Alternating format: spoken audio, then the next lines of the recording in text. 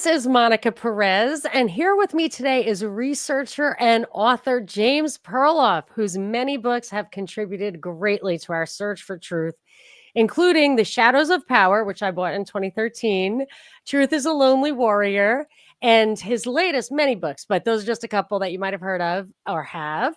And his latest, which is just out or just about to come out, Exploding the Official Myths of the Lincoln Assassination. Hello, James. Welcome. And thank you for being here. Yeah, that's the book.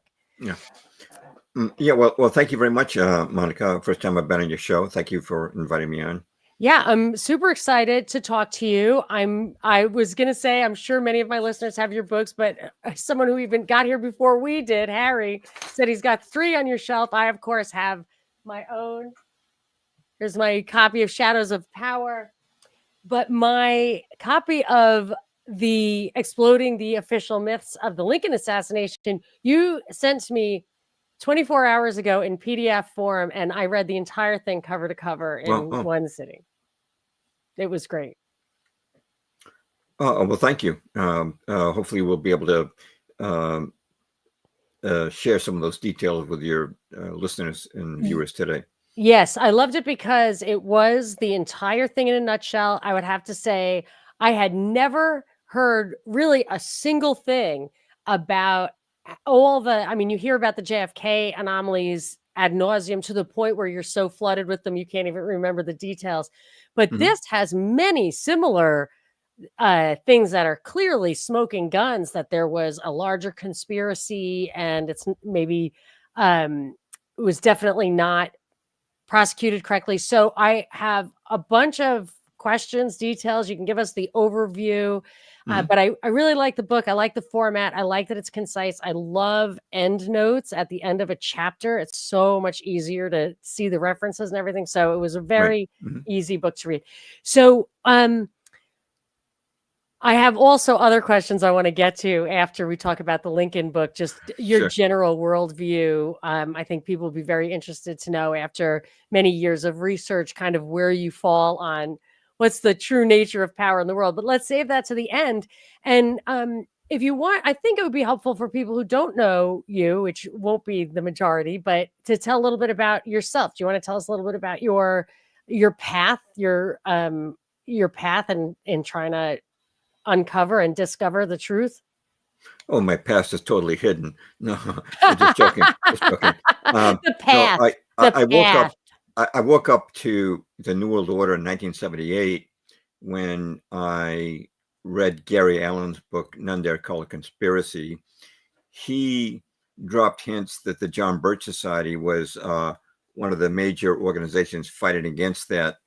The book really opened up things for me, because in public school, we were always taught that events just kind of happened randomly. Wars would happen randomly, and there was no particular pattern to it. But None Dare Call It Conspiracy showed that there was a definite agenda for a world government, that the world wars had false flags. They were starting them.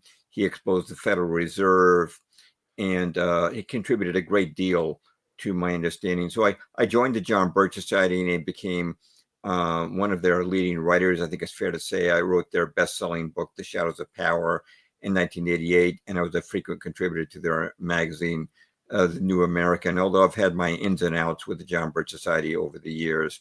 But I do have 8 books in print. You can find 7 of them on Amazon. The one on COVID, though, even though the one on COVID, it was actually their bestseller in the category of respiratory diseases. There was no such thing as a COVID category, but after 2 months, they censored it, and it remains blocked by Amazon. So how can people get that, or can they not get it? Well, they can download it for free if they go to my website and subscribe, or just email me and get a copy. And I still have hard copies available as well. And your website, I should put it on the chat here. It's James, is it dash Perloff? No, just James Perloff, PERLOFF.net. I used to be .com, but something, the hosting site that was hosting JamesPerloff.com started censoring the conservative websites, and I said, I better get my excuse my language, but I better get my ass out of here. So I had my web designer create a new website on a hosting service that's in Eastern Europe. A little hard for the deep state to get to it. Yeah, I'm hosted out of Canada myself, and Yeah. for as long as the laws last, that it definitely provides a little protection there. So yes, you've been writing and researching for many years. Many of us have the books that you've written. I'm happy to see that you're still going strong. I read somewhere that some of your opinions have changed. More information has come to light since the shadows of power, but the general idea, I think, is valid. But I kind of want to save that for the end to go deep on that. So, what made you, of all the things you've done, some general work and some very specific deep dives? What made you decide to put pen to paper on the Lincoln assassination? Okay, back in the 1990s, I was researching the Civil War, the war between the states. It fascinated me, and I wound up writing an article on the war between the states for National Magazine. But in the course of doing that research, I found a book on a library shelf. It was called "Why Was Lincoln Murdered?" by the historian Iro Eisenschimmel, and that's a kind of a mouthful, but you can still buy it on Amazon. Wow, that's a big one. Why Was Lincoln Murdered? And it just blew me away. And I didn't cover the assassination, but he made so many incisive points, and he so well debunked the official story. It stayed with me for years. I'd never written about it, so I was going to write a blog post about it. I started out as a blog post, but as often happens, the blog post gets too long, and you think, okay, people don't want to read a long blog post, but maybe they can read a 150-page book. Yeah. So I decided last year, it was published last year in July 2024. I felt this really needed to be brought to the attention of the public because mainstream historians have tried to bury this information, even though it's been publicly available for over 80 years now. Yes, and I know you also cited Don Thomas wrote a book. I don't know if it totally overlaps with Eisenschimmel, but you were also impressed with that one. Yeah. I should mention that, he's got a couple of books out, and I owe him a debt of gratitude because he, well, first let me mention this. Otto Eisenschimmel broke the truth about the Lincoln assassination, and his book was very well respected. It was a selection of the Book of the Month Club, which had almost 1 million members by World War II. And then in 1971, on Lincoln's birthday, February the 12th, NBC television aired a documentary, which you can still see on YouTube. It's called "They've Killed President Lincoln," and it echoed many of the points Eisenschimmel had made. It was narrated by Richard Basehart, who was a well-known actor at that time, and it was made by Wolper Productions, which made about 200 documentaries for television and docudramas like Roots and North and South. Very respected. The Lincoln documentary was nominated for an Emmy, and it clearly pointed to the same things that I talk about in my book. Then in 1977, the FBI, at the request of Ford's Theater, did a forensic analysis of John Wilkes Booth's diary, and they came up with stunning revelations, which we'll discuss later. But then before I wrote my latest book, I wanted to see what modern writers had continued the work of Eisenschimmel. Was there anybody who was really on track with this thing? And I read a lot of books, and some of them were sort of good, but a lot of them just didn't make the grade. But then I was doing just a word search on YouTube, and I happened to come across a lecture by Don Thomas, who's a native Virginian. By the way, his ancestors fought for the Confederacy, defending Virginia. But he was an amazing researcher like Eisenschimmel. He had gone through all of the archives in Washington, the police and the War Department pertaining to the Lincoln assassination. And he discovered things that Eisenschimmel had not had available to him. but he reached the same conclusion essentially as to who was behind the assassination.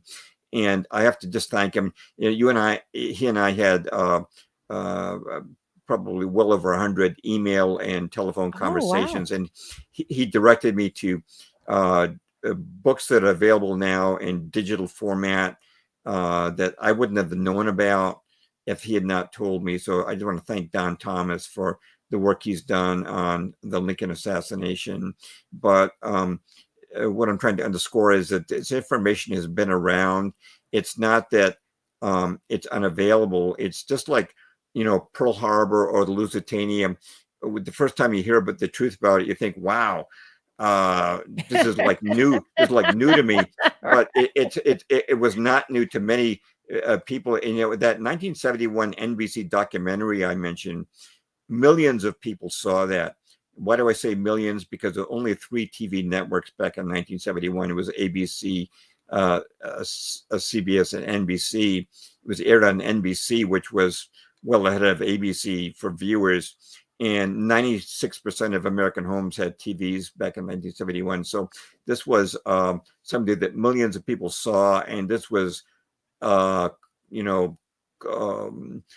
conversation the next day at work that the United States government itself was behind the Lincoln assassination. I don't mean the whole government. I mean certain people within it.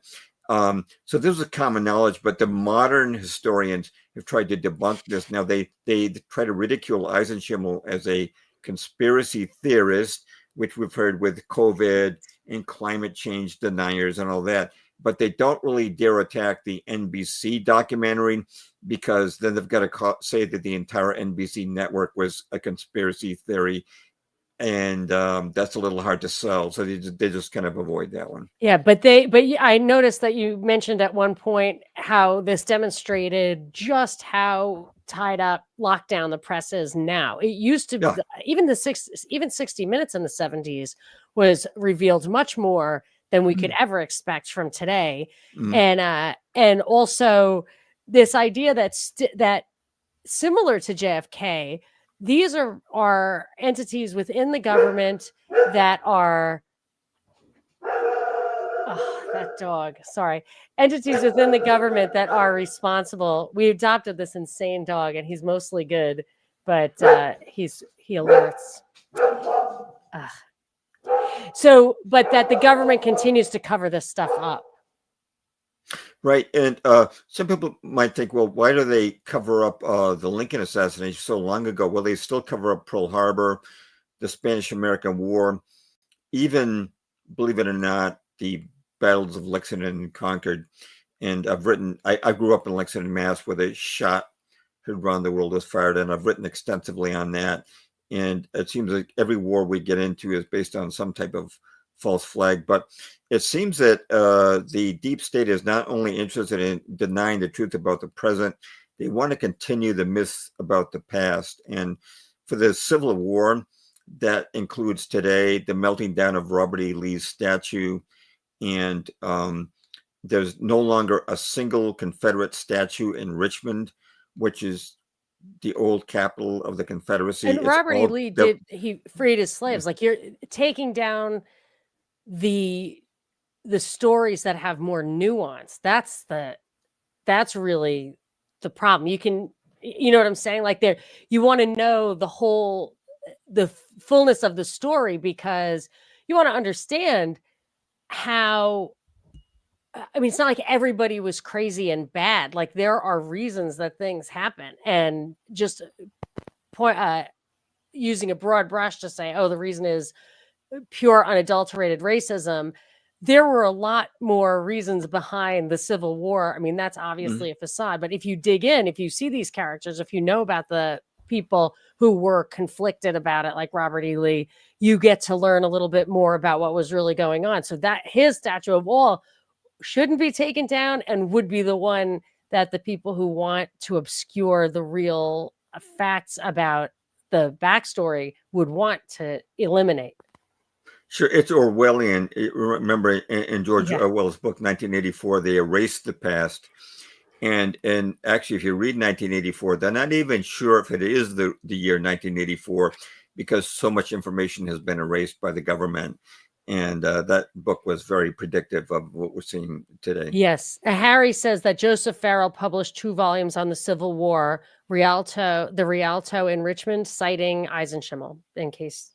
So Eisenschimmel does pop up from time to time. I guess Harry's got a lot of books. So I and I appreciate like those two, the Don Thomas book and the Eisenschimmel book. They're big, and your book seems to highlight the major problems with the story, but also leave one hungry for more detail. But let's talk a little bit about the many strange things that happened the night of the assassination. But first, let me get rid of this dog. If you can give me 15 seconds. Oh, sure. I have a cat too, but I've got her. I think I've got her locked out of the room. She's not as troublesome. Hold on. Arturo, come on.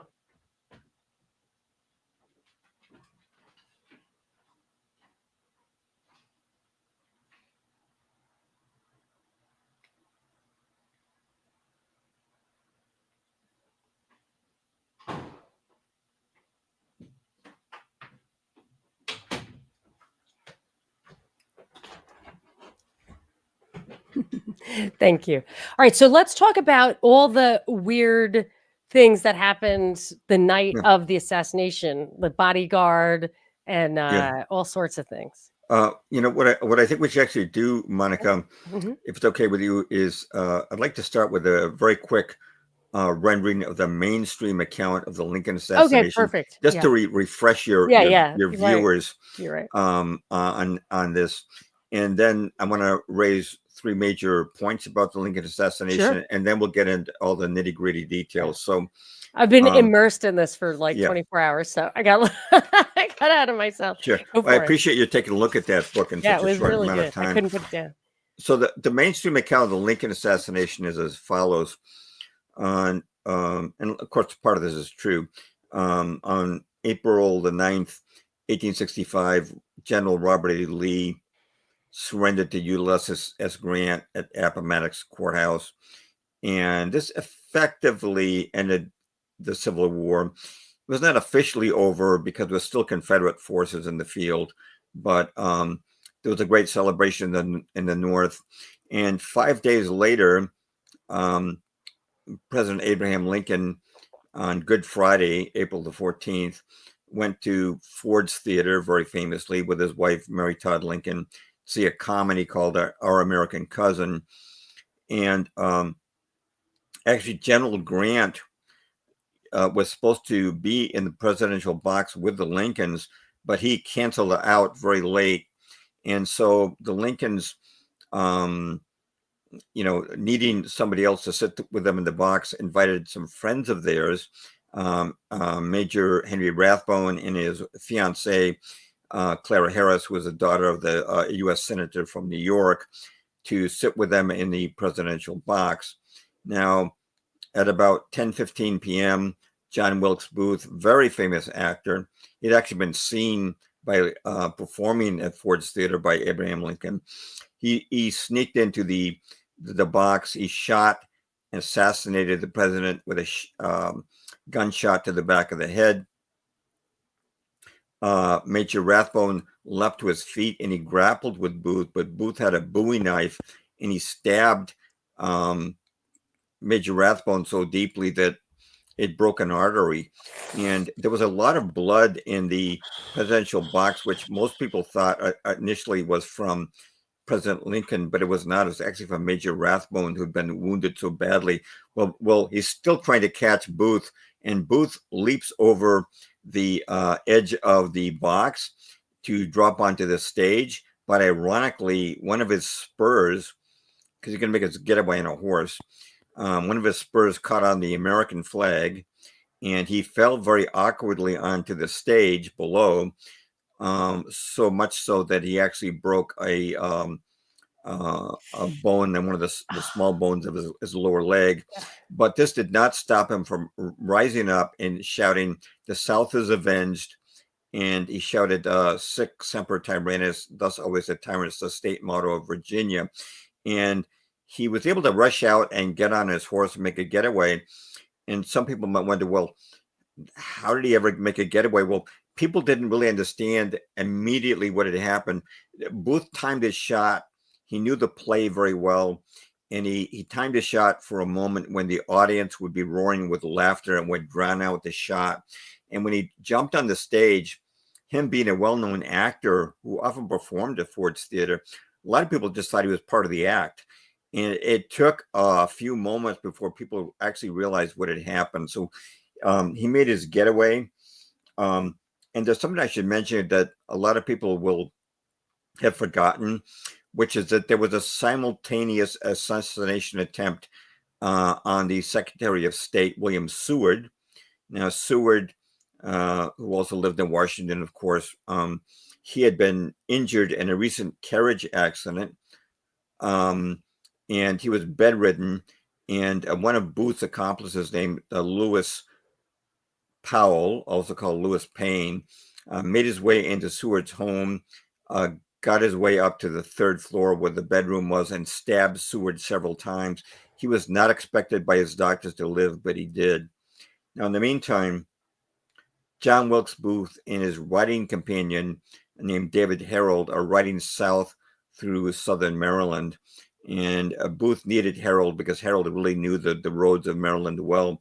But Booth's broken leg is just killing him. He just can't ride any longer. Yeah, it's a terrible story of how awful that leg was. Yeah, he had to divert to the west several miles off course. He knew of a doctor who he knew slightly, Dr. Samuel Mudd, who he knew to be a Southern sympathizer.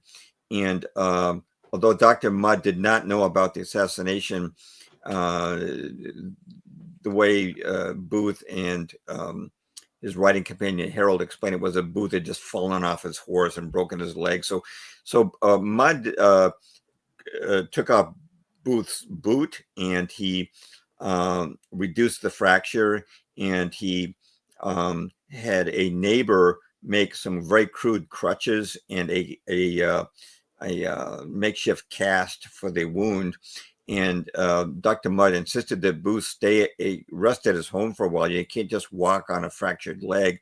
But Booth and his companion were eager to get out of there. So the next day, they rode off again.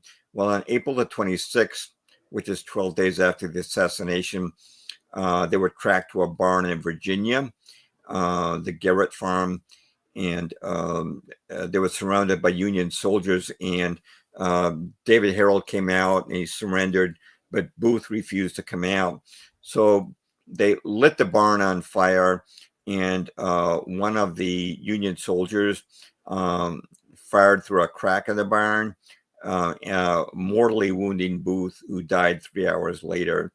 That was the end of John Wilkes Booth. But in the meantime, 8 of his associates, 2 of whom one could legitimately call co-conspirators, were tried by a military tribunal, not a civil trial. And they were all found guilty. 4 were hanged, and 4 were sentenced to prison at hard labor. And that basically ends the official narrative, except for one thing I have to mention because it's going to come into play in our discussion today. Booth's original plan was not to kill President Lincoln, but was to kidnap him.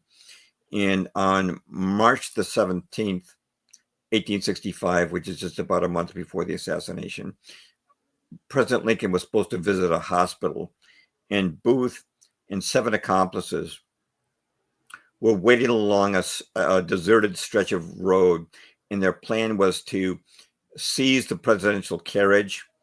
They had a whole plan mapped out how they were going to take the carriage south, and their plan was to hold the president hostage in exchange for the release of Confederate prisoners in sort of a last-ditch effort to save the Confederacy. But that plan did not work out. Lincoln canceled his travel plans that day, and most of Booth's kidnapping companions then dropped out with Booth. They said, obviously the feds know about our plan, and this is not going to work out. But that's something just we should know about. I can throw it back to you. Yeah, I assume that, just for clarity on that, I think it is important that the April 14th date was when the plan to assassinate supposedly came together. And is it part of the official? Is it officially acknowledged that the original plan was just to kidnap and not to assassinate? Yes, that is part of the official Okay. story. The mainstream historians don't mind acknowledging that. Right. In fact, what remains of John Wilkes Booth's diary, which we're going to see is very little, mentions the fact that there was no plan except to kidnap until the 14th, the day of the assassination. Right. So I think it's interesting, just the right off the bat, the actual the facts that people are aware of, or that there's evidence for on the night of the assassination, are really hard to reconcile, especially, and even for me, saying that the assassination attempt was only really put into motion on that day. Two things that are hard for me to understand about that is that there was a peephole in the door, and there was um a a, a wooden beam across an outer door. So as I understand it, there was a peephole into the box, so you could stand outside the box without disturbing the people in the box from the hallway and look in and see exactly where Lincoln was sitting, and that was a hole that it said in whatever forensics they were doing at the time was freshly made. And similarly, there was a piece of wood barring, I think I would say, an outer door, right, to prevent anyone from coming to help, and that too had to be prepared earlier in the day at the very least. And so, I mean, that even in your book is just basically, gets only one line, but that seems shocking to me. That's clearly an inside job. I mean, I think Booth was occupied earlier in the day. He wasn't seen at the theater doing this stuff earlier in the day. Couldn't have done it right before. No way, no. Yeah, the beam which Booth fastened between the outer hallway door and the wall had been carefully measured. There was a incision made in the wall that the beam perfectly fit into. Whoever did it then had to cover over the Right. hole with the wallpaper, and to make that hole in the peephole into the presidential box, you had to bore through it, and you had to clean up afterwards. And this would have been noisy carpentry work. And it's not. And mainstream historians try to claim that Booth did this on the day of the assassination. There's no way he could have done that. There's workers coming in and out of Ford's Theater. They had a 3-hour rehearsal that afternoon. There's no way that Booth is up there doing this carpentry work. But also covering it up with wallpaper, that hole for the beam. I guess I guess because it's a theater and they do build sets and that kind of thing isn't unheard of, I suppose it could be done in the same day. But it's hard for me to believe that it was planned and executed in one day. However, I don't think we're going to resolve that anomaly, but it certainly makes it look like Booth was not acting alone, nor were the accomplices who hung for it anywhere near there in order to help him with that. There had to have been somebody else there. And given what happened with the bodyguard, I assume that, I mean, it had to have been an inside job. Right. I want to make three kind of major points, and then we'll get into all the nitty-gritty details. The first is, why was Lincoln killed? And the answer to that is that it is true that Lincoln had been a bad president. He had closed hundreds of newspapers just for disagreeing with him. He'd put many state legislators in prison for disagreeing with him, and he put thousands of people in prison without due process, kind of like J6. But after the war, Lincoln was just kind of disheartened by all the casualties, the hundreds of thousands of people that had died, and he wanted reconciliation with the South. Now, the deep state, which was centered in the North, not the South, wanted to economically rape the South after it had been defeated. And they did, in fact, do this during what they call the 12-year Reconstruction from 1865 to 1877. They confiscated 2 billion bales of hay. Sorry, not hay, cotton. They took over businesses and properties, and they even made the South, even though the South was impoverished, help pay their war debt. If I imagine you've seen the movie Gone with the Wind. Yes. Okay. If you watch Very that movie, important. Yeah. yeah. When Ashley gets shot. Well, what I'm specifically thinking of is we'll talk about that. when Scarlett O'Hara is returned to Terra, and she learns that the Yankees have put a tax of $300 on her property, or they're going to take it over. Now, she's desperate, and you might recall there's a kind of a famous scene where she takes these curtains, makes them into a dress, and she goes to see Rhett Butler to try to get the money from him, and he hasn't got it because all his money's been confiscated. This was really happening. They were really taxing people into oblivion. They were under military governors. They couldn't elect their own leaders. They were occupied by 200,000 federal troops. And this is what Lincoln opposed. He actually wanted people to keep their property. He wanted the southern states to be returned to the Congress, just as before the war. The members of his own party, which they call the radical Republicans, were against this because they knew that if the northern and southern Democrats combined, they would no longer have the majority in the U.S. Congress, and that they did represent the deep state of the day. And Lincoln had to be removed because he was against all of this. He wanted people to maintain their voting rights. He wanted the Union to be like it was before the war. And at his second inaugural address in 1865, March, he said, "We will proceed with charity towards all and malice towards none." That's the last words the deep state wanted to hear. And that's when he had to go. They needed him to win re-election to keep the radical Republicans in power. But once he won that re-election, he was expendable. And he was eliminated because he was against this plan of Reconstruction for the South. Now, I just want to back this up some. I wanted to quote some of the things the Southerners said. Jefferson Davis, the president on the run of the Confederacy, said, quote, "It will be disastrous for our people." He's talking about Lincoln's assassination. It was condemned by Robert E. Lee. The Virginia newspaper said John Wilkes Booth was a scoundrel. And, back in the 1990s, I read a book from New Orleans. It was called The Confederate Girl's Diary by Sarah Morgan Dawson. It was called The Confederate Girl's Diary. And the final words of those 440 pages were, quote, "Our Confederacy has gone with one crash, the report of the pistol fired at Lincoln," end quote. People in the South knew that Lincoln's death meant their doom. Yeah. They were now going to be blamed for the assassination, and Reconstruction was going to be even harder than the one that Lincoln had opposed. But there was one person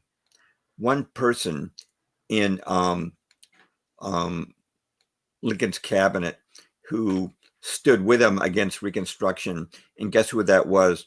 That was the Secretary of State, William Seward, who was the only other person who an actual assassination attempt was carried out on the night of the Lincoln assassination. They tried to get rid of the two people who opposed Reconstruction. Now, I know that mainstream historians try to say they were going to kill the whole cabinet, including Secretary of War Stanton, but all of those other attempts all fell short. They were botched, or they didn't happen.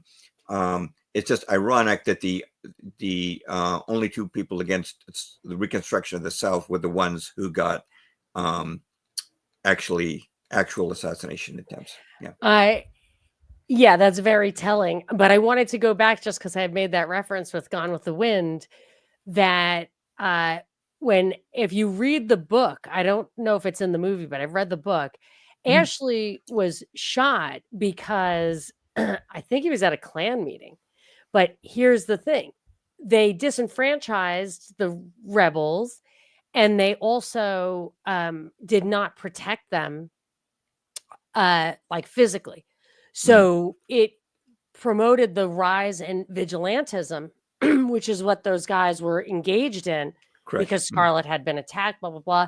Of course, the Klan got absolutely, I have no idea about the origins. I know nothing. I know it's totally infiltrated by feds at some point, but it's these when you violate basic rights, you get lawlessness Mm. and you get this kind of pathological breakdown of civilization.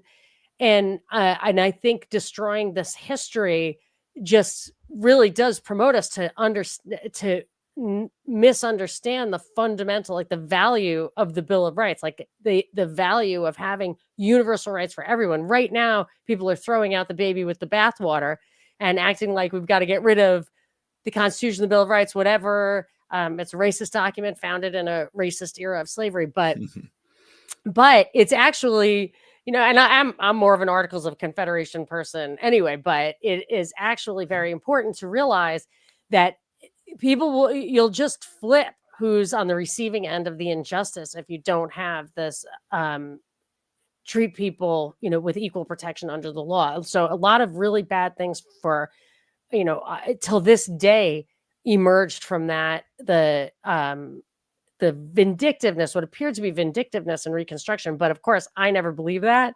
I think there's always a reason behind it. And I know your Don Thomas said that there's like 4 levels of why this happened the way it did. And Mm. ultimately it was money powers.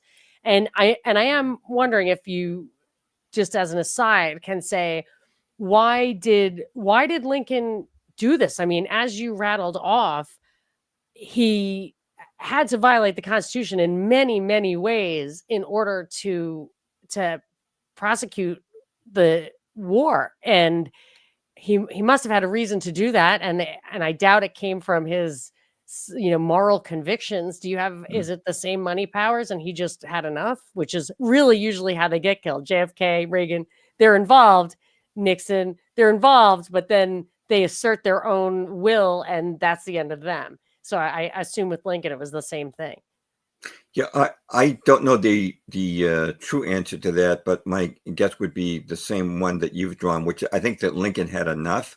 He felt that he knew that hundreds of thousands of people had died during the war, had suffered enough, and he'd seen enough death, destruction, and grieving mothers. And he said, enough, enough. Let's just get back to America the way it was. I think he had a change of heart, and he had no ambition to be a dictator. Although there are plenty enough people in the North who did want to be a dictator after his death. Especially I, Stanton. yeah, I want to read a passage from the diary of radical Republican Congressman George Julian. Now, some passages in Julian's diary have been disputed, but this is undisputed, absolutely, by any historian. This is describing a meeting that took place of radical Republicans on the day Lincoln died, which is actually the 15th. He was shot on the 14th, Right. but he didn't die until 7:22 in the morning of the 15th. So his body is barely cold. And Julian is describing a caucus that took place of radical Republicans. He said, quote, this is from his diary, I quote, I like the radicalism of the members of this caucus, but have not in a long time heard so much profanity. It became intolerably disgusting. Their hostility towards Lincoln's policy of reconciliation and contempt for his weakness were undisguised, and the universal feeling among radical men here is that his death is a godsend. It really seems so. For among the last acts of his official life was an invitation to some of the chief rebel conspirators to meet in Richmond and confer with us on the subject of peace, end quote. George Julian. By the way, have you ever seen the movie It's a very old movie made in 1950, and it's silent. It's called Birth of a Nation by I've heard D.W. of it, but I haven't seen it. Okay, it is, aside from the outlaw Josie Wales, is probably the most pro-Confederate movie ever made. And uh, but if you watch that movie, it shows John Wilkes Booth assassinating Lincoln, and then it shows people in the South mourning. But when one of the radical Republicans hears of Lincoln's assassination, a smile goes over his face. Now that was made 32 years.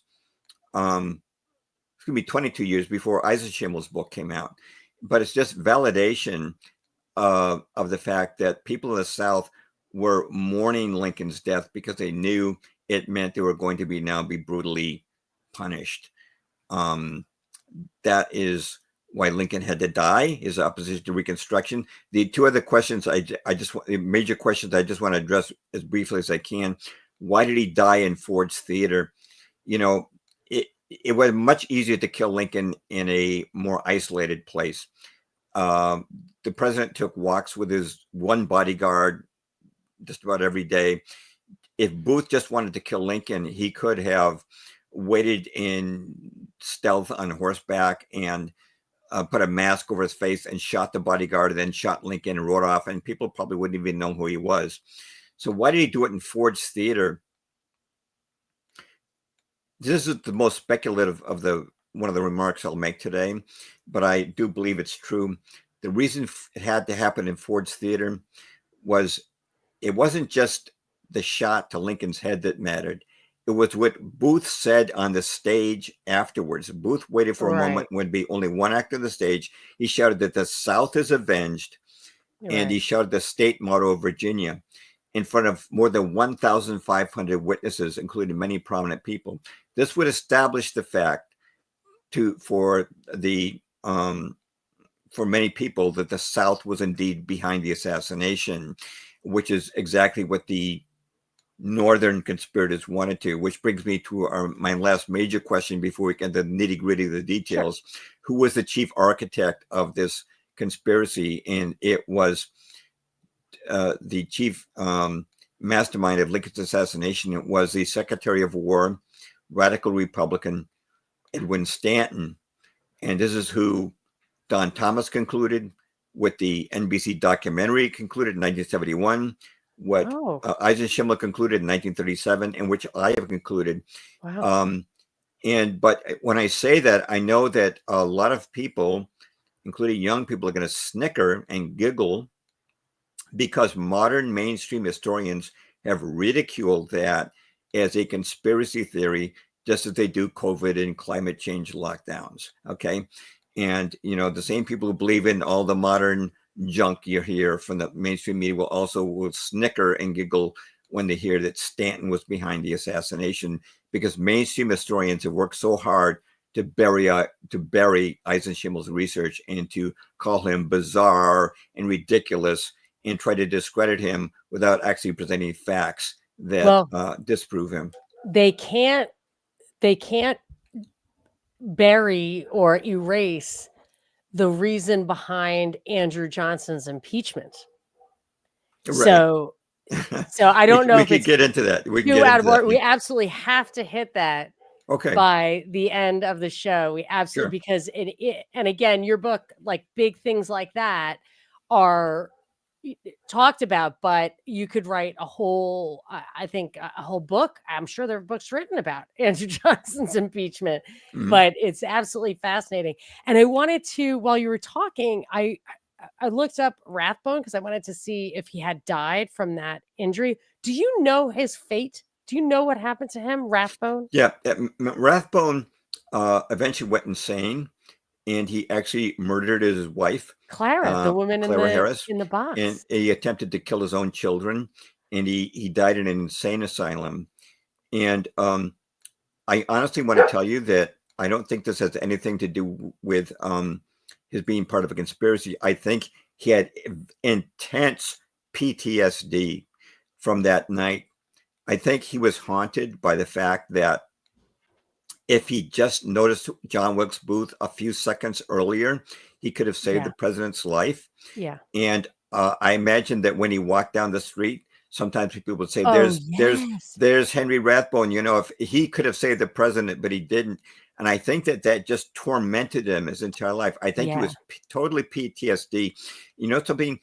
Audie Murphy, you've probably heard of Audie Yep, Murphy, who was the absolutely. Most decorated man. most decorated U.S. soldier of World War II. He Yeah. had intense PTSD, so much that his wife had to divorce him because he became so violent. And PTSD is a Wow. real thing. And I think that the trauma of not just being wounded by John Wilkes Booth, but the fact that Yeah. if he just noticed John Wilkes Yeah. Booth a couple of seconds earlier, he might have saved the president's life, haunted him every night and day. And I think he Yes. just suffered from, I think his insanity was not truly insanity. It was just a severe case of post-traumatic stress syndrome. The captain of the USS Indianapolis, I'm sure you know what that is. That's the boat. The shark, yeah, Yeah, the he shark killed ship. himself 30 years later because of all the boys who died. So that was for people who don't know, that was the ship that delivered Little Boy or whatever, one of the nuclear Mhm. weapons. And when it was returning, it was sunk by a Japanese ship. Uh, and the captain got off an SOS. A ship was sent and then recalled. It's a very long story. It was an interesting book, but he was court-martialed unjustly, in my opinion, and I think he was exonerated. But he got so many letters saying holding him responsible for the deaths of these sailors that after 30 years he killed himself. So feel that sense of Mhm. responsibility can be another form of Mhm. PTSD. Right. So I didn't yeah, know that we he killed himself. yeah, Thank you for sharing me that 30 years later. The that book that was that really good, but very detail. sad. Yeah, the book about it. Yeah, Um, definitely sad. Yeah. yeah, so I would be surprised if there weren't a connection between the two of those, between his insanity. But the fact that he killed his wife who was there with him, I mean, that is really radical. So I Right. thought that was interesting. But there were a lot of after effects, and we'll get to the Andrew Johnson impeachment before we're done. So do you want to talk about the nitty gritty, like the Yeah. anomalies on the night, and Oh, also absolutely. Yeah. about how he got That's away? that's yeah. That's actually the probably the most important stuff to get Yeah, into is yeah, because the you can't details. deny it. Yeah. Um, so uh, let's talk about why it was that General Grant uh, canceled out of the going to with the Yes, Lincolns to the Ford's that's Theater. as soon Um, as I read that, like, on page 1, it's like, "Oh, forget it." yeah, He was told, like, 9/11, it's like, "Don't go to work today." yeah, he's a little like Larry Silverstein. You're right. Well, General Grant gave his official reason as he wanted to visit his family in New Jersey. Now, Isaac Schimmel picked up on this immediately. There was nothing going on with his family in New Jersey. Nobody was sick. Nobody was getting married. He just as easily could have caught the morning train the next morning. But for some reason, he decides to cancel out of Ford's Theater. And mainstream historians will give you their own take on this. Their take is that Mrs. Grant didn't get along with Mrs. Lincoln, and Mrs. Grant prevailed on her husband not to go to Ford's Theater because she didn't like Mrs. Lincoln. Well, if you think about it, that can't be true because all the Grants have been asked to do is to sit at a theater performance in full public view, and there is not going to be a cat fight between these two women um, in front of the public at a public performance. No, the real reason that Grant canceled out was that he visited the War Department, and Edwin Stanton, the Secretary of War, strictly warned him not to go to Ford's Theater because it would be extremely dangerous. That's why he canceled out, and that is the true reason. Now, in contrast to that is Stanton's behavior towards Lincoln that day. I'm going to quote from Lincoln's own bodyguard, William Crook, who, by the way, served under 12 administrations all the way through Woodrow Wilson. In his memoirs, he said this about the day of the assassination. I was surprised when late on the afternoon of the 14th, I accompanied Mr. Lincoln on a hurried visit to the War Department. I found that the president was more depressed than I'd ever seen him, and his step was unusually slow. Mr. Lincoln said to me, Crook, do you know I believe there are men who want to take my life? Then, after a pause, he said, and I have no doubt that they will do it. The conviction with which he spoke dismayed me. I wanted to protest, but his tone had been so calm and sure that I find myself saying instead, why do you think so, Mr. President? Other men have been assassinated, was his reply. All I could say was, I hope you're mistaken, Mr. President. Now, Crook stood outside the War Department while Lincoln went in, and he spoke to Secretary of War William Stanton and said, listen, I'm going to Ford's Theater tonight. I want a reliable bodyguard, and I'd like your assistant, Major Thomas Eckert. I know as strong he is. I've seen him break iron pokers over his arm. So Stanton does tell Lincoln that it's dangerous to go to Ford's Theater, but not with the same conviction he told Grant. And he says, I'm sorry, I can't spare Major Eckert. We're going to be very busy in the War Department tonight. Well, Lincoln didn't accept this, and he went directly to Major Eckert, his desk. Eckert was in charge of the cipher desk, which means the telegraph. He was in charge of the telegraph. The War Department had full control of the telegraph services during the war. And Lincoln said to Major Eckert, would you please come with me and be my bodyguard tonight at Ford's Theater? And Eckert said, sorry, Mr. President, too much work tonight. So Lincoln says, well, surely, Major, your work could wait till the morning. And Eckert says, sorry, Mr. President, it has to be done tonight. And there are two things to know about this. Number one, it's very unusual for a major in the U.S. Army to refuse a request from the President of the United States. That's number one. Number two, both Stanton and Eckert are lying. They weren't even in the War Department that night. By Stanton's own admission, his own recollections, he was at home on the night of the assassination, and he was not in the War Department. And Eckert was not in the War Department. He didn't send any telegrams that night. And this is all discovered by Eisenschimmel in his 1937 book. And so by his own admission. So this stuff right. is not in dispute. Right. Who does wind up being Lincoln's bodyguard that night? Now, in my book, I called this "Worst Bodyguard Ever." Yeah. It was John F. Parker. I remember he was one of 4 members of the Washington Metropolitan Police who were put on the presidential bodyguard detail. And Parker had been charged with many things, including being drunk on duty, asleep on duty, visiting a brothel, and using abusive language. Now, the thing to know about John F. Parker is at the beginning, when the Lincolns sat down to watch the play, he was seated outside their chamber as he should be, on a chair. But then he deserted his post. He went next door to the Star Saloon and boozed it up. And while he was gone from his post, Lincoln was assassinated. And here's what William Crook, who I just previously quoted, Lincoln's daytime bodyguard, said in his memoirs, quote,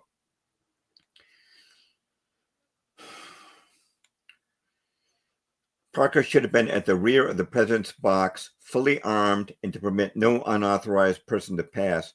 Incredible as it may seem, he quietly deserted his post of duty. It's through this guard's amazing recklessness, to use no stronger words, that Booth accomplished his foul deed, unquote. William Crook, Lincoln bodyguard. Wow. Now, you would think that for deserting his post and letting the president be killed, he'd be punished and fired. Court-martialed. I mean, I know he was a cop and not military, but they tried the other people militarily. Right. No, he faced no punishment whatsoever. And not only was he not fired from the Washington police, but he actually remained on the presidential bodyguard detail after deserting his post and letting President Lincoln be murdered. And there was an investigation by the Metropolitan Police, but that all the paperwork's gone. And this must have required influence from somebody with a lot of clout. Go ahead. I have a personal attestation that kind of stuff was absolutely never tolerated in that. And my father, rest his soul, would probably not like me telling this, but maybe not. He was court-martialed during World War II. He was in the Navy, and he fell asleep on guard duty. And he was young. He was 18 or something. Fell asleep on guard duty, and he was court-martialed, and he was sentenced to 30 days in the brig. And I was like, wow, that seems like a lot. And he said, no, I fell asleep during wartime on guard duty. And I think it was solitary. Like, he was by himself with the door with the little window closed. Right. So to fall asleep or to abandon your post, that level of dereliction of duty is absolutely positively always punished. And with those kind of consequences, that kind of import. And I want to explain that, and we can talk about this later, but the other accomplices or alleged accomplices were tried without a jury trial because Stanton said it would be a military action, even though those people weren't in the military. So, Right. in my opinion, by that alone, Parker should have been court-martialed and I would say hung with the rest of them. Right. That would have normally happened. Oh, I didn't mention, but on the day of the assassination, Parker showed up for work 3 hours late. And who keeps the president of the United States waiting for 3 hours? Maybe he I was think there's a waylaid reason to for get the his 3 hour delay. I instructions. think it Yeah. wasn't just laziness. I think he was being told what to do, Yeah. and he argued, and he was finally persuaded to desert his post. Well, they probably getting a guy who has a bad past is the kind of guy Right. you can manipulate. Also, an important point on that is, as you pointed out, Booth brought a single shot Derringer. Who would do that thinking you'd have to get past a bodyguard? I mean, Right. yes, maybe you plan to knife the bodyguard, but that would not be super stealthy either. Right. I'll get to that in just a moment, but I just wanted a comment on your father being put in Agree. prison for falling asleep. John F. Parker was eventually discharged in 1868 from the Metropolitan Police, and the charge was for falling asleep on duty. Huh. He wasn't discharged for letting the president be murdered, Right. but he was discharged for falling asleep on duty. What's interesting is that he was discharged shortly after Edwin Stanton was relieved of his position as Secretary of War. Right, And which then we're the definitely going to talk Washington about. police no longer had to deal with him, so John Parker's gone at that point. And abandoning your post is Mm. way, way more serious than falling asleep in that it's Right. intentional. Right. If he'd just been dozing at his I post, mean, it'd be one you thing. can't help it. But- Okay, I'm a dumb drunk, but Right. but to walk away is Right. intentional. Right. But I just want to talk about the contrast in the justice system that occurred after Lincoln's assassination. Now, after hearing about Lincoln's assassination, Edwin Stanton, Secretary of War, put himself in complete charge of the pursuit of the criminals and the criminal investigation. And this was wrong in itself. The president was a civilian, John Wilkes Booth was a civilian, and Ford City was a civilian environment. This is not a matter for a court martial. But Edwin Stanton claimed that this was an act of war by the Confederacy, even though he had no proof of that, and he said, since it's an act of war, therefore I, instead of the Attorney General, whose jurisdiction it should have fallen under, he put himself in charge of the investigation. Now, in contrast to what happened to John F. Parker, who got no punishment for abandoning his post, let's talk about what happened to Ned Spangler. Ned Spangler worked at Ford's Theater as a carpenter and scene shifter. Now, by scene shifter, I mean that when the curtain was down, he would shift the scenery for the next act. And he knew John Wilkes Booth, but not as a co-conspirator. There is zero evidence that he ever discussed assassinating the president with Booth. There's no evidence he ever met with any of Booth's accomplices. He wasn't in the kidnapping plot, which was the original plot. He was just a guy there and knew him from that. He knew Booth because Booth was an actor there, and they both worked at Ford's Theater. So what happened on the night of the assassination was this. Booth didn't ride up to Ford's Theater on his own horse. It was a rented horse from a stable. And the stable's owner, John Pomfrey, had told Booth, hey, Mr. Booth, watch out. This horse is very high-spirited. He might break away from you. Now, Booth didn't want that to happen. He wanted this horse ready for him when he got out of Ford's Theater because he knew people were going to be after him. So he knew Spangler. Hey, Spangler, I'm going to the theater for a couple of minutes. Would you mind holding my horse for me? I'm told he might break away. So Spangler says, okay, Mr. Booth. So then, a couple of minutes have gone past, and Spangler's looking at his watch, and he's got to get back in the theater to start shifting scenery for the next scene. And so he calls to another employee named Joseph Burroughs. His nickname was Peanut. He said, "Peanut, would you mind holding Mr. Booth's horse for him? He wants it held till he gets back out of the theater." Now that's the extent of Spangler's crime, but guess what happens to him? Secretary of War Stanton orders his arrest. He's placed in solitary confinement. His legs are shackled, his arms are handcuffed, and at all times he has a canvas bag over his head. With these canvas bags were put on all of the prisoners except for the one woman prisoner, Mary Surratt, and you couldn't see with these bags on. There was one small hole for breathing and one small hole for eating. And he was in total solitary confinement. He was forbidden to speak to the guards, and the guards was forbidden to speak to him. And even at mealtime, this canvas bag would not come off his head. Now, how is he supposed to feed himself when he can't see the food and his arms are handcuffed? Well, the guards took pity on him, and one guard would stand watching, and the other guard would feed him. And that's how it was with the prisoners under Stanton. And by the way, I should mention that putting these bags over people's heads for weeks on end until the trial began, that is a complete violation of the Eighth Amendment, which forbids cruel and unusual punishment. And it wasn't the standard, correct? It never been a standard.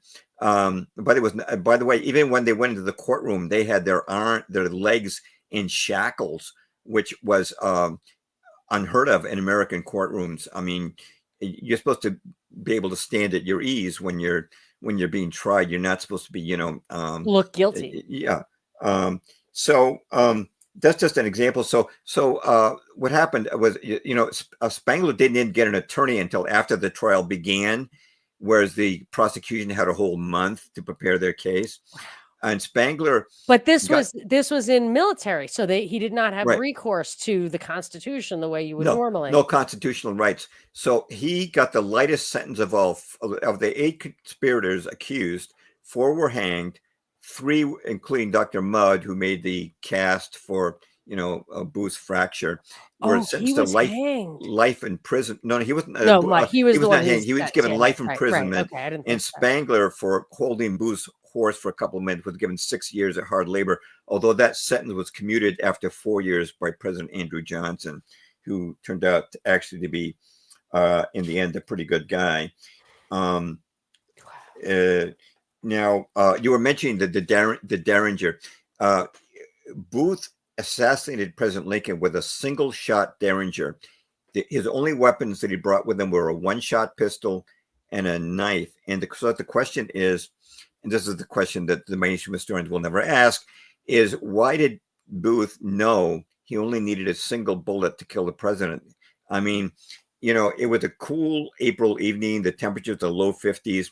Booth could have easily worn an overcoat and concealed a revolver. Instead, he brought a single-shot Derringer. Now, a Derringer is easier to hide than a revolver. However, why was Booth so confident he only needed one bullet to kill the president? I cannot prove it, but I'm just going to suggest it because he knew he'd already been tipped off that the president would not have a bodyguard. He'd be totally unprotected. And in terms of inside information, I'm going to give additional proof of that. We were talking about the assassination attempt on the Secretary of State, William Seward. Now, the man, again, who attempted to kill Seward was an accomplice of Booth named Lewis Powell. Now, Powell came to the Seward home, pretended to be a pharmacy delivery boy, and had a package, and he said, "I've got a prescription here from Dr. Verity, who was Seward's physician." And the servant said, "Well, I'll give it to the secretary." And Powell pushed him aside and said, "No, I'm supposed to deliver this myself." Now, Powell knew exactly where the stairs were. He knew exactly where Seward's bedroom was on the 3rd floor when he stabbed him. And this is inside information. How do you know the name of his doctor? This is something Booth would not know. This had to come from somebody on the inside. So Booth definitely had inside information. And there's other examples of this, but I want to talk about the telegraph next, but let me throw it back to you first. Yeah, no, that's good. I mean, just it's actually a little bit of a complicated story. So there were some conspirators when it came to the plan to abduct Lincoln. Right. But none of those people, there's absolutely no evidence of actually there, except for the coincidence of the coinciding of the Seward attack with the Lincoln assassination. There's really no direct evidence of a conspiracy to assassinate, if I recall correctly. But then there's we can talk about this later also, the letter that Booth wrote that supposedly had 5 signatures of people who, because the bigger picture plan here was that supposedly, I think in Booth's mind, because at one point Booth said, "Oh, I need my day. I can exonerate myself," which is a shocking thing to say. But the original plan, supposedly, in this moment, that when it finally came down to assassination, was to take out the entire cabinet, put the North in disarray, and give the South a chance to reassert itself, I guess. And that's what he thought the plan was. So he thought he'd be on the winning side, I think. So that Seward thing is really the only concrete piece of evidence, I think, or from what I could tell, that there was, kind of a second conspiracy, not the kidnapping thing, but this other one, which doesn't involve all these low level operatives who died, who hung and went to jail. Right, correct. Booth was actually double-crossed. He did believe that he was part of a large conspiracy that was going to take out Grant and Stanton and the entire Lincoln cabinet and throw the North, as you were saying, into such disarray that the Confederacy might have a resurgence. But Booth was double-crossed. He when he rode into Maryland, he waited at a place called Soper's Hill, expecting the other 5 assassins to show up. Nobody did, except his own writing partner, David Harold, and his broken leg was killing him. So he said, "Let's get out of here." And then when he was reading newspapers, he was shocked to find out that no other assassination attempts had been carried out. He was the only one, him and his friend, Lewis Powell, who attempted to assassinate the Secretary of State. Again, the 2 men, Lincoln and Seward, being the only men who opposed Reconstruction, who were prominent. So Booth was double-crossed, and there's one reason why his diary had to be hidden and then taken apart, which we'll get into. But I want to talk about the telegraph wires. Right after the assassination, the telegraph wires went down. I'm just quoting the May 2nd, 1865 New York World, quote, "Within 15 minutes after the murder, the wires were severed entirely around the city, excepting only a circuit wire for government uses, which leads to Old Point." I could quote further, but why were the telegraph wires down? One thing that we have to remember now is, who's the man who refused to be Lincoln's bodyguard? It's Thomas Eckert, the man in charge of the telegraph. And Stanton's number 2, or one of reports directly to Stanton. Stanton's number 2. And Stanton in taking charge of the Lincoln investigation, we should remember he's the man who denied Lincoln the protection he wanted at Ford's Theater that night. But I just want to quote something that Thomas Eckert said to the House Judiciary Committee in 1867 when they asked him about the telegraph wires. Quote, "Did you have any knowledge of the telegraph lines at the time of the assassination of President Lincoln?" "I did." "Was there any interruption of the lines that night?" "Yes, sir." "What was it?" "My impression that they were cut, but we got circuit very early the next morning. The manager of the commercial office reported the cause to have been the crossing of wires in the main batteries. Throwing a ground wire over the main wires would have caused the same trouble, and taking it off would have put it in ordinary working condition." End quote. Now, this is something Thomas Eckert knew how to do. It's not something Booth knew how to do, okay? Right. Now, continuing the House Judiciary investigation, was there an investigation into what was the real cause of the difficulty? No, sir. It did not at the time seem to be sufficiently important, as the interruption only continued about 2 hours. Now, end quote. I just want to point out something here. How is Eckert knowing that assassination is only going to last 2 hours? Maybe it's going to be 6. Maybe it's going to be 8. He should have immediately, as the man in charge of the telegraph service, gone and investigated what was wrong with the telegraph, because they need that telegraph to announce to the nation that the president's been assassinated. So Right. So everybody then, around the and I think one reason that they might have done that is Stanton not only didn't have the authority, the jurisdiction to investigate the crime, I don't think he had the authority to make the decision that he should investigate the crime. So he was the man on the spot. And I think, I mean, I was just trying to figure out why that was so important, but because Stanton wanted to take control, right. kind of like Alexander Haig style. Yeah. If you're the criminal, who better than the criminal to cover up the crime than the criminal himself by and by keeping people investigation? away. Yeah, I've done plenty of movies. We've seen situations, but locking like down that. the area, for however briefly, even just establishes your authority. Then you're in control while people are still wondering what's going on. You can determine who's guilty, who's not guilty.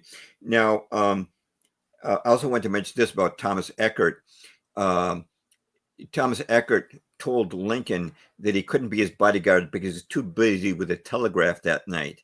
Yet after the assassination, he's too busy to attend to the telegraph. Doesn't that sound a little bit odd? These are, and he didn't send any telegraphs or receive any, and he wasn't even at his post. Right. Another one. So, and I also have to say this about Thomas Eckert. Loyalty pays. After all this,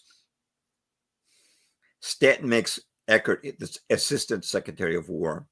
And after he leaves the government, Eckert has a meteoric rise in the telegraph industry, culminating with his becoming the president and chairman of Western Union.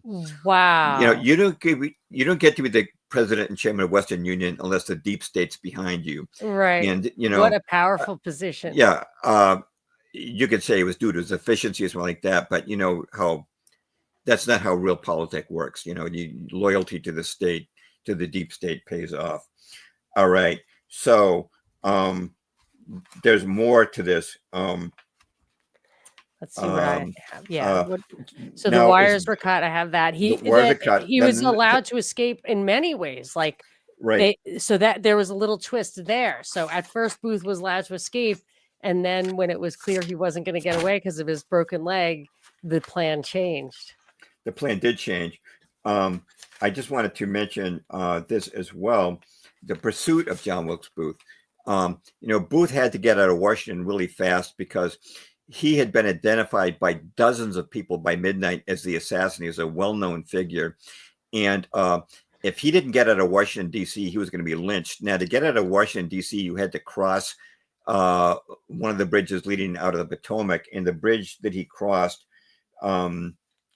was the Washington Navy Yard Bridge.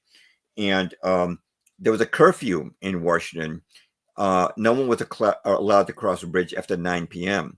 The president was assassinated at 10:15. Booth had to know about the 9 p.m. curfew because it had been in effect for more than 2 years.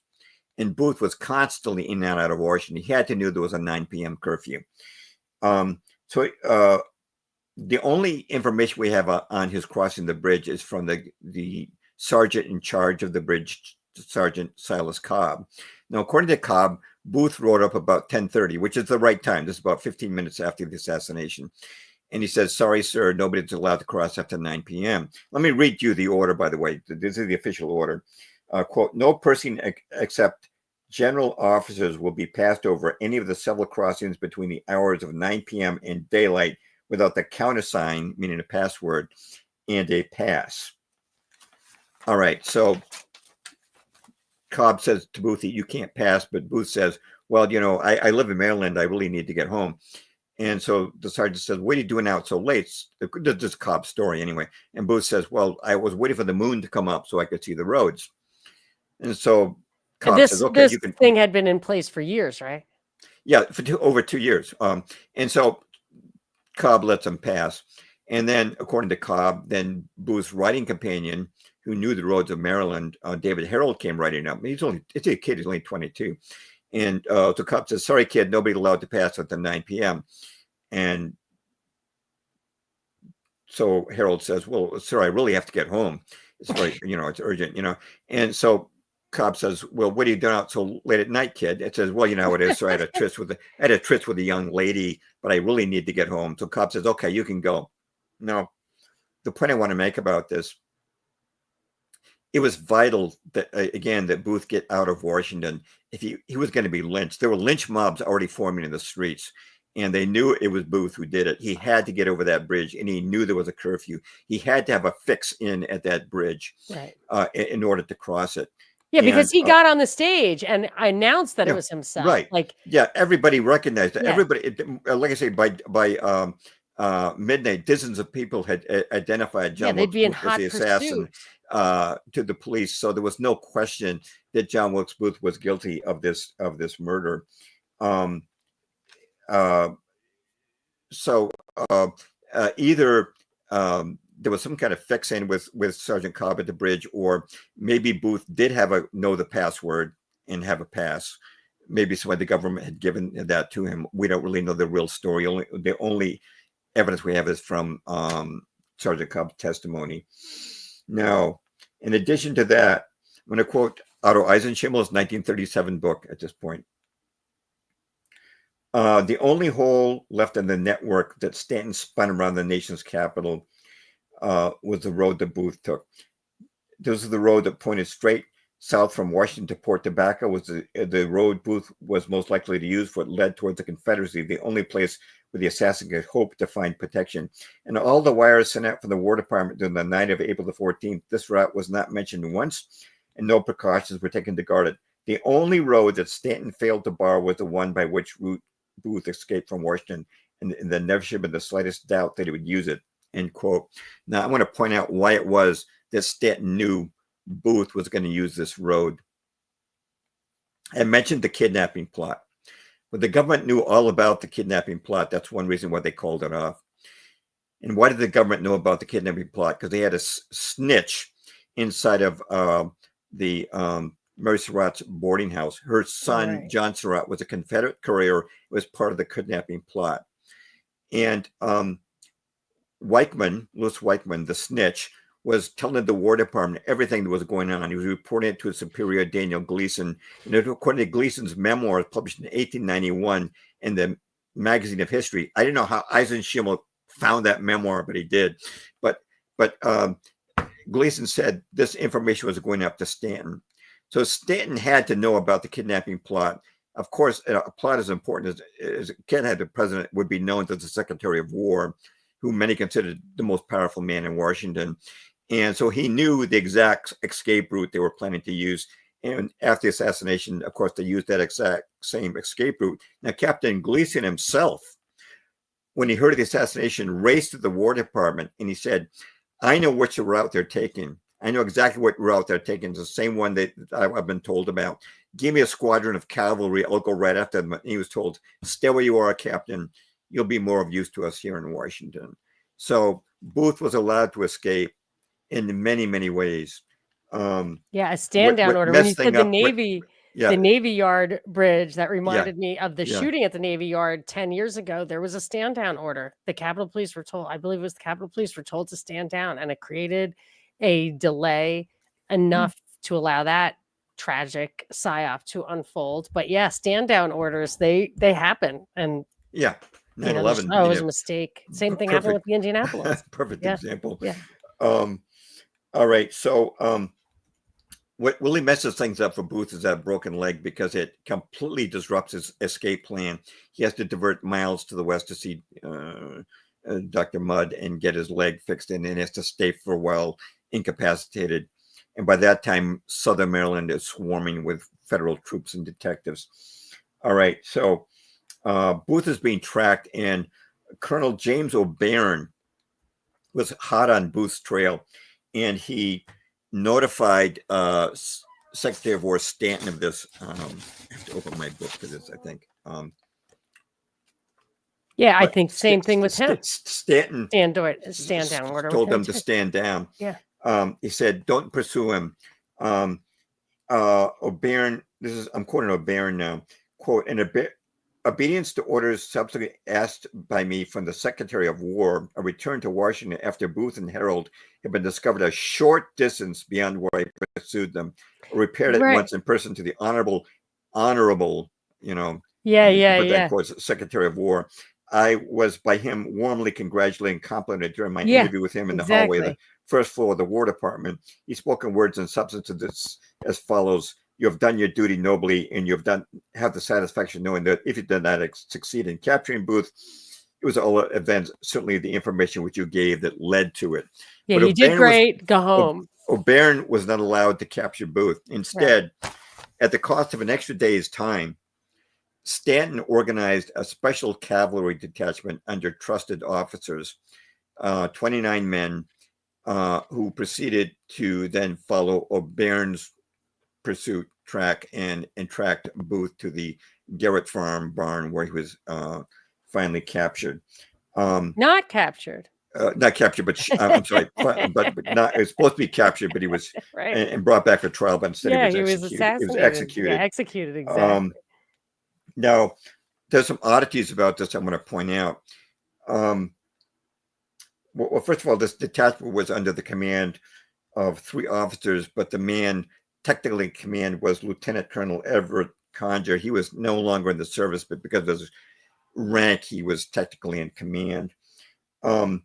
Now, they surrounded the barn at 2 a.m. in the morning. Booth and Harold thought they'd be safe in the middle of the night, but they weren't. Now, Booth's riding companion, David Hale, surrendered very quickly, but Booth wouldn't come out.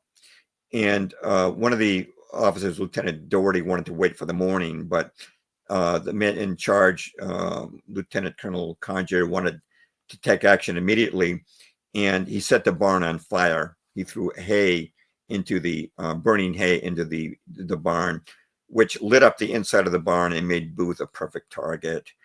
And I just want to mention that Booth was not only did he have a crippled leg, broken leg, he was outnumbered 29-1. Now, how is it that a cavalry detachment of 29 men is afraid to rush Booth, just break in and just rush him? You know, look at the odds Union soldiers and Confederate soldiers faced during the Civil War. Look at Pickett's charge. These guys marched into certain death. Yet these 29 men are too timid and afraid of John Wilkes Booth with his broken leg to go in and just get him. Now, he was armed, but in the darkness of the barn, he might get off a couple of shots, but he's not going to do much damage. They could have just gone in and gotten in. So they supposed to take him alive. Supposed to take him alive, but one of the soldiers, reportedly, Boston Corbett, a sergeant, shot him through a slat in this tobacco barn and mortally wounded him. He died after 3 hours. He was shot through the neck. But it's hard to talk after you've been shot through the neck. You shoot him in the leg, you can still talk, you know. Boston Corbett, this sergeant who claimed he did this, said he did it out of divine providence. It was God's will. Later, he changed it to other reasons, you know, during the trial. Now, what's interesting is that Luther Baker, who was one of the lieutenants with a detachment, thought that it was actually the officer in charge, Conger, who shot Booth. For one thing, it was a pistol shot that everybody heard. It was a pistol shot, not a rifle shot. And according to Civil War magazine, which I have a copy of here somewhere, Civil War magazine, in their anniversary issue, discovered that Sergeant Corbett didn't have a pistol. He only had a rifle. And the autopsy confirmed it was a pistol shot. So this should have come from an officer unless Corbett had a secret pistol on his person that nobody knew about. So supposedly Boston Corbett, for killing Booth instead of bringing him back for trial, is supposed to be court-martialed. But guess who cancels the court-martial? The Secretary of War, Edwin Stanton. He said, this is what Stanton said, quote, "The rebel is dead," meaning John Wilkes Booth. "The patriot lives," meaning Boston Corbett. "He has saved us excitement, delay, and expense. The patriot is released," end quote. So Boston Corbett does not get a court-martial. And I want to point out the importance of this. If there had been a court-martial, there would have been a complete investigation into what happened at the Garrett Farm. Who killed Booth? The weapon would have been produced. Right. There would have been eyewitnesses. The members of the detachment would have been called as witnesses, and perhaps members of the Garrett family Yeah. at that farm. There should But always be full investigations of there should have somebody been a getting full killed, investigation, but there was none. especially, I would say, especially when it's a government or a cop or whatever, like even to Right. this day. And it never is. You hear, oh, well, somebody went in, shot up a school or whatever, went behind the shed and shot himself or was gunned down or whatever. And that's it. Never. I mean, even I've seen really egregious cases where they do have to impanel a grand jury and the guys always get off, the grand jury says, yeah, nothing to see here. I mean, I'm not going to get into examples, but I've always felt strongly like every single killing should have an absolute, even posthumous, even if you got killed in the process of trying to kill the guy, have a real trial. I don't even believe in plea bargains. Right. I can't hear anybody say nothing to see here without thinking of Leslie Nielsen. Right. Airplane. So anyway, there's no court martial, and then the trial takes place of the 8 alleged co-conspirators. A couple of them were co-conspirators. David Harrell did ride with Booth, and Payne. Payne did try to take out Yeah. the Secretary of State. But the important thing is, we've already mentioned, they were completely denied their right to a constitutional trial by jury. They were basically court-martialed, even though they were civilians. And they were tried by a 9-man military commission, most of whom had no legal experience, all of whom were appointed personally by Secretary of War Stanton. There was no military personnel involved. Lincoln is not military. Booth was Right. not military. Right. None of the co-conspirators. I mean, that in itself is highly suspicious, at least. Right. As a matter of fact, in his attempt to make it look like the South ordered this assassination, Stanton produced witnesses at the start of the trial who claimed that Jefferson Davis ordered the assassination.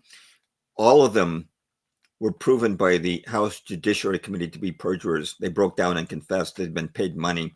Wow. To say this. Yeah, they've been paid. I mean, that in itself, here's the cover up. Yeah. Now, with a jury, by the way, you need a unanimous verdict, but all you need with a military commission is a majority vote to be made guilty. Well, that's important. And a 6 out of 9 vote, you get the death penalty. Wow. And all the objections of the defense almost all were overruled, while almost all the objections of the prosecution were accepted. Every objection made by the defense was overruled. And for the prosecution, out of 54 objections, only 3 were overruled. So the courtroom was rigged. It was really a kangaroo court. Now, this is something that is really significant to this case. The following evidence was produced. It was found on John Wilkes Booth's body: his knife, his pistols, his belt, his holster, his file, his compass, his spur, his tobacco pipe, his carbine, his cartridges, and bills of exchange. But one thing was not, actually there was more than 3 things not shown, but most important one was his diary.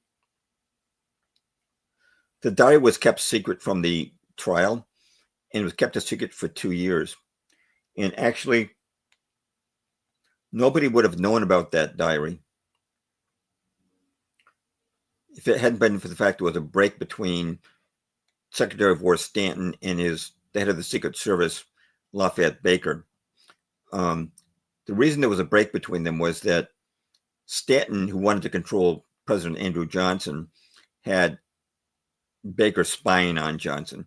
And when Andrew Johnson caught Lafayette Baker spying him in the Oval Office, he said, this man has to go. He has to be fired.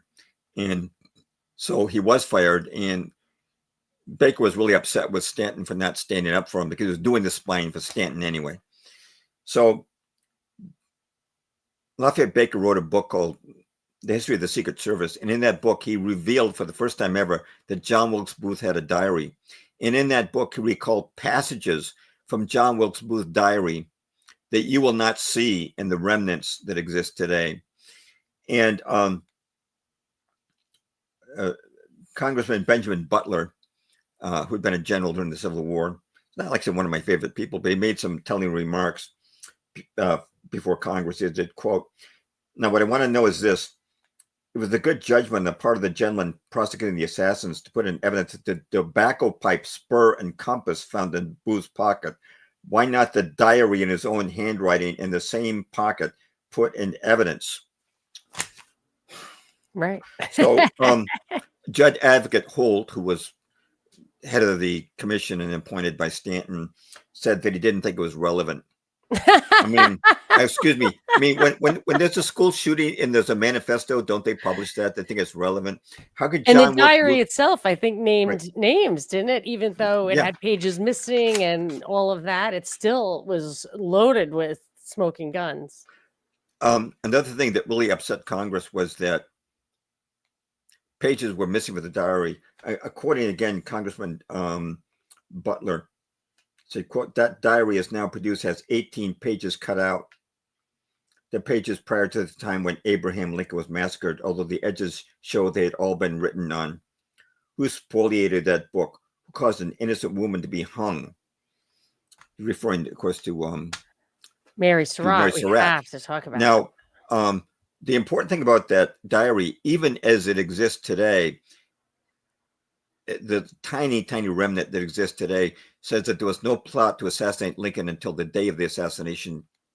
And that meant that people like Dr. Samuel Mudd, who was down on his farm in Maryland, couldn't possibly have been a conspirator in the assassination. Yet he was sentenced to life imprisonment at hard labor. And Stanton sent him, Spangler, Samuel Arnold, and Michael O'Laughlin, who'd all been part of the kidnapping plot that had nothing to do with the assassination. He sent them to a prison called Dry Tortugas, which is an island west of Key West. I didn't even know there until I wrote was this one. book that there was an island west of Key West. He wanted them away from family, reporters, historians, anybody who could talk to them. And then, based on a fake story that a ship was going to rescue them from this impregnable prison, which, by the way, had hundreds of cannons and hundreds of sentries, that some guys were planning to rescue them. By Stanton's request, they were placed in solitary confinement even at Dry Tortugas, which was a sweltering place. By the way, a yellow fever outbreak took place at Dry Tortugas. It killed many people, including the prison doctor. And Dr. Samuel Mudd took over and saved so many lives that the soldiers themselves wrote to Andrew Johnson and requested that he be released, which he was. Wow. All of the prisoners at Dry Tortugas were released by Andrew Johnson before he left the presidency, except for Michael O'Laughlin, who died there. But the probably the main point to drive home about the diary is this. In 1977, Ford's Theater, which had custody of the diary, asked the FBI's forensic lab to investigate it. There were a couple of reasons for this. One was that some historians thought there was secret writing in it, which there wasn't. The other reason was that the diary was falling apart, and they felt that it had better be looked at before it completely falls apart. So what the FBI found out, it wasn't 18 pages missing. Let me quote the FBI's report, which you can find online at the FBI's website. Okay. In total, there are 43 sheets, 86 pages missing from the diary. Today, all we have left is 2 pages. Okay. Again, quoting the FBI, 27 sheets, 54 immediately preceding April the 14th, the day of the assassination. It was noted that many of the remaining edges of the group of 25 missing sheets contained portions of handwriting, which, if the missing pages were later found, would assist in any future examination relating to these pages. In other words, some people try to say, "Oh, these are just blank pages that John that he was just using," he just which tore I them do. out. He did do that in one case to write a letter to a doctor who'd given him and Harold some food during their escape. But these other pages all had, you could see on the cut edges that were left over, you could see John Wilkes Booth like a letter or punctuation mark. So these were not blank pages. These were pages that contained important pages. Every page leading up to the assassination was cut out. And the FBI also found that some of the pages had been removed and then glued back in. Now, if anybody wants to say that John Wilkes Booth on the run in the swamp took pages out of his diary and then carefully glued them back in, no. The people who who tore those pages out, who cut them out, are obviously the same people who kept the diary a secret for 2 years and would not let the trial know about it. They had a lot to hide. That's why they kept the diary a secret, and that's when they finally turned the diary over. 86 pages were missing. So that is obstruction of justice. And let me just say right now that any mainstream historian today who tries to justify that, or tries to say that it was okay to withhold the diary from the trial, that's not an historian. That is a mainstream shill liar, an apologist, a court recorder. But those are some of the main points. So we've probably should wrap it up, but I want to make sure that we hit this Andrew Johnson impeachment and the case of Mrs. Surratt. So one of the 4 people who were hanged, and there's interesting details about how cruel and unusual their hangings were. So I'll leave that for the book for people who want to buy your book, which is Exploding the Myths of the Official Myths of the Lincoln Assassination by James Perloff, which you can get on Amazon. But one thing that I found absolutely couldn't believe it was that Mrs. Surratt was the first woman to be executed in the United States. She ran the boarding house where her son John was a part of maybe the conspiracy to kidnap Lincoln. Right. And so, but she couldn't possibly have known about the assassination or any of that. And I would like to know if you have a sense of why Stanton wanted her dead. But even in that trial, which was super rigged, or the cards were stacked against her, the jury wrote a request to give her mercy, to show mercy to her and not give her the death penalty. Stanton, if I understand the story correctly, Stanton did not pass that along to Andrew Johnson, who needed to sign off on the execution writ. Later, Johnson, in some fluke, some other way, he found out that there was this request for mercy. So he signed this execution writ, which I'm sure he did not want to sign. And he immediately wrote a note to Stanton saying, your resignation will be accepted. So he basically wanted to fire Stanton after that. And because he fired Stanton, or wanted to, he was impeached for violating the Tenure of Office Act, which was passed in 1867. So is that not 2 years after the assassination? So it was post facto law, which in itself is not fair. And that said that the president can't fire a guy until the end of his term, I think, which later was deemed unconstitutional by the Supreme Court. But it's so amazing to me that the reason Andrew Johnson was impeached was because he felt there was an injustice done in the case of Mrs. Surratt at the hands of Stanton, and he was punished for that. And I just wondered if you want to comment on that, but why did Stanton want Surratt dead? Do you have any idea? Do you think she knew something? Well, first, let me just address the impeachment issue. You've already summarized it pretty well. But what happened was, at the military tribunal, the majority of military officers did not want Mrs. Surratt to be hung, but Stanton did, and he gave instructions to Judge Advocate Holt, who was running the tribunal. And so what Holt did, he told the officers, well, sign her off for the death penalty, but we'll attach a petition for mercy to the President of the United States, and that should get her off. Well, Johnson didn't see it. And Mrs. Surratt's daughter tried desperately to get to the White House to see the president, and she was held aback by 2 members of Congress who, by the way, within 8 months, both of them had committed suicide. Supposedly, or really? Oh, I think they really did. I think that they were just that just disgusted with themselves. Yeah, for doing that, for letting an innocent woman hang. And so what happened was, according to Johnson, he never saw the petition for mercy.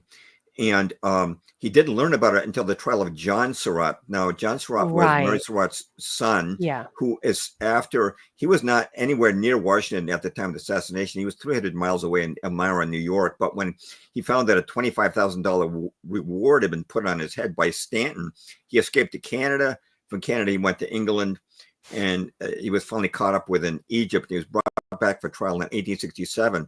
It was not until during that trial that Andrew Johnson read in the newspapers about this petition for mercy. And so he immediately asked for a copy of the military trial's findings. And that's when he found out that Stanton and Holt had kept the petition for mercy from him. And so he sent a one-sentence letter of demanding that Stanton resign as Secretary of War. Stanton refused.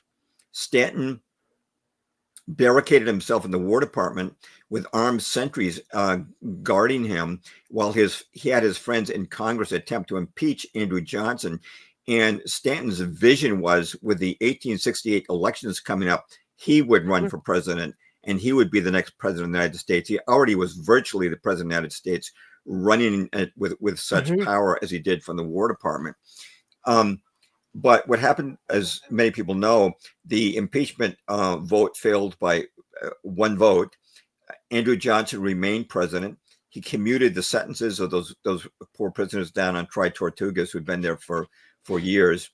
And Stanton was now broken. He had to leave the War Department, and he was a broken man. He died in Christmas Eve. I guess it was either 1868 or 1869. But that was the end of Stanton. But he certainly was the major player in the events that had taken place from beginning to end with this assassination. That's what Otto Eisenschemel figured out. That's what the 1971 NBC documentary that you can watch on YouTube, that Killed President Lincoln, concludes. And it's what Don Thomas has concluded, and I certainly concur with that. Yeah. And Andrew Johnson did not win election. I'm not going to say re-election because I don't think he was elected as vice president, but I don't think he was. I think he served immediately took over after Lincoln, and then I think that was a full term, like you said. They needed Lincoln to get elected, and then they assassinated him immediately, and then he left office in 1869.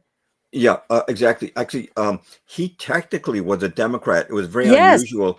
But the reason they ran him was to try to draw votes away from the Democratic Party in order to win the 1864 election. But I don't think he could have run as the Republican candidate for 1868. It was the Democrat. So it was Stanton kind of envisioned himself as being the candidate in 1868, especially if he could get rid of Johnson. But after Johnson fired him, that's when he went off his rocker and tried to have his friends get Johnson impeached. Yeah. What a fascinating story. And I just can't believe that I didn't know anything about how cut and dried it is. I mean, I think there's just no question that this thing was orchestrated by Stanton. But as Don Thomas points out, I think, and it's at the end of your book, Thomas says there's 4 layers, and this is going to lead to my last question to you. He says the first layer was I think it was like John Booth, and then Stanton, and then the congressman, and then the money guys who were behind the congressman. And that's why the radical Republicans wanted to inflict such a apparently vengeful piece on the South. But that leads me to ask you, I looked through your PowerPoint presentation on Rumble, which is kind of, I would say, your most recent kind of overview of how the power structure works. And my question to you is, after all of these years, I mean, how do you really see the power structure in the world? Is it, is a one conspiracy at the very, very top that runs the whole world? Where do the factions start? Is Putin in on it? Is it about money? Is it a cult? I'm not asking you to tell me everything, but like, if you can share your just gut feeling, what is it about? How big is it? And how much infighting is there? Absolutely. It's satanic. It's a spiritual war, and it's something that the Bible forecast, we talk about end times, right, in the Christian world, and the Bible talks about the Antichrist who will rule the whole world for a period of 3.5 years, 1,260 days.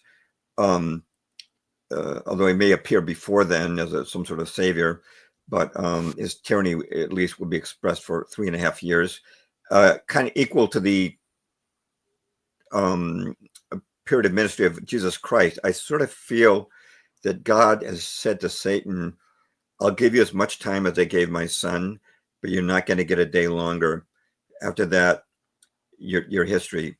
Um, Satan is going to do his worst. What I would like to tell people is, the Bible says that the Antichrist will govern the whole world. Well, how do you govern the world? You need a world government.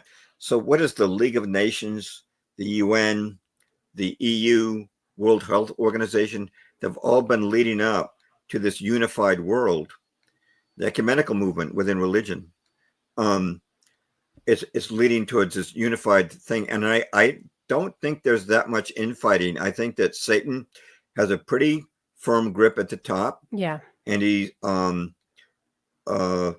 will show you if that. they have There was not much yeah, dispute when it comes to the real big stuff. Yeah, if they have setbacks, it's not so much, I think, because of infighting. It's rather because there's been pushback from people in alt media like yourself, who In the zeitgeist.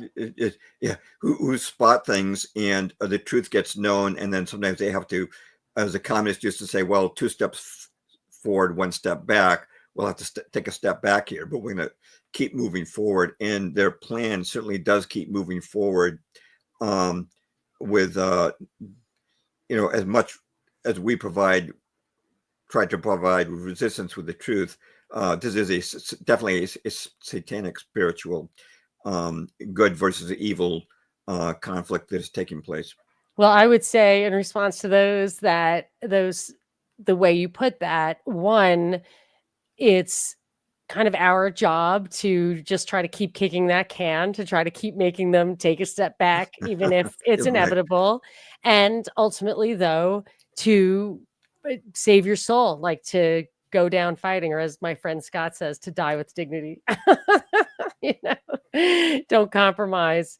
And and hopefully I think that you got to keep your eye on the next, on the bigger picture, and that very, very big picture. So I appreciate that.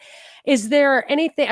This was so fun and interesting, and I'm so glad that we talked about the Lincoln book, because there were a lot of things we could have talked about, and you've written a lot of books, and I just found that so so new and a fantastic overview, and of course also resources to dig deeper. Is there anything else that you want to tell people about, where to find you, or what other things that you want them to be aware of, or you just feel like start here? This is one of my books, and enjoy.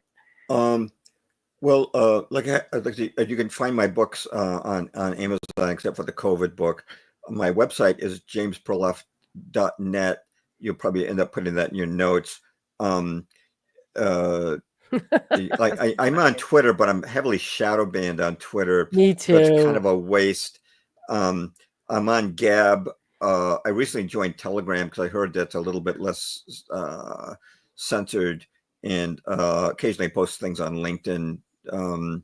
Not everyday post news, but if I have a major blog post, I will put, or like this interview, I will put that on LinkedIn too.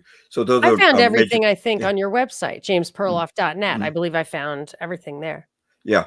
There is a blog there that has covers a lot of topics, and my books, my book Truth is a Lonely Warrior is fairly comprehensive summary of the New World Order in 2013, and it's supplemented by a book 2019 called 13 Pieces of the Jigsaw, which takes some of those topics a little deeper, and also covers a few topics that the first book missed. So those 2 books, Truth is a Lonely Warrior and 13 Pieces of the Jigsaw, help to tie things together.